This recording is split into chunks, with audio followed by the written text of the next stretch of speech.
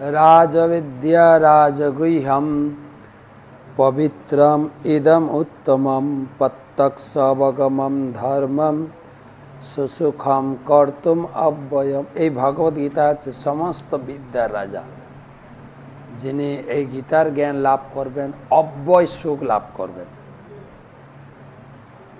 পঞ্চদশ শ্লোক সপ্তদশ অধ্যায় শ্রদ্ধাত্রয় বিভাগ যোগ।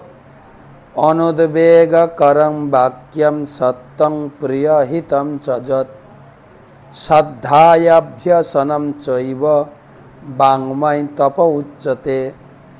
অনুদ্বেগকরং বাক্যম সত্যং প্রিয়হিতং চ যৎ স্বাধ্যায়াভ্যসনম চৈব বাংময় তপ উচ্যতে। অনুবাদ: অনুদ্বেগকর, সত্য, প্রিয় অথচ হিতকর বাক্য বলা এবং বৈদিক শাস্ত্র পাঠ করাকে বাচিক তপস্যা। কথাটা মিষ্টি করে বলা, এটাকে একটা বাচিক তপস্যা। কাউকে হিট করে কথা বলা নয়। অনুদ্বেগকর, কারোর উদ্বেগ যেন না প্রাপ্ত হয় এমন কথা বল, এটাকে বাচিক তপস্যা বা বাক্যের বেগ বলা হয়। আমরা সুযোগ পেলেই কথা বলি, যেখানে দু চারজন জড়ো হয় সেখানে জড়ো হয়ে কথা বলি। বেগ বেগ মানে আমি কথা বলা বন্ধ করতে পারি না, না পায়খানার বেগ, পশ্চাবের বেগ, এটাকে বলে কথা বলার বেগ।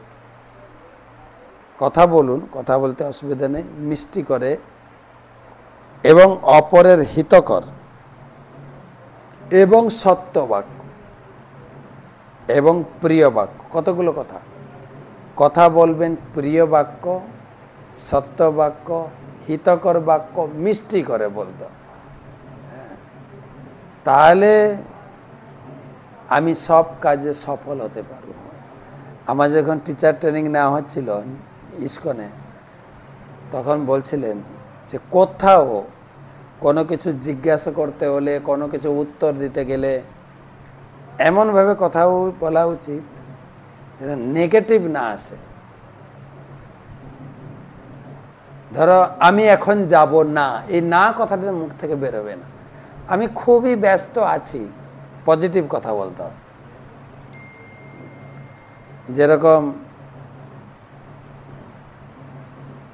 আমি চলে যাচ্ছি, এটা নেগেটিভ। আমি আসছি, হ্যাঁ, এরকম বলা উচিত।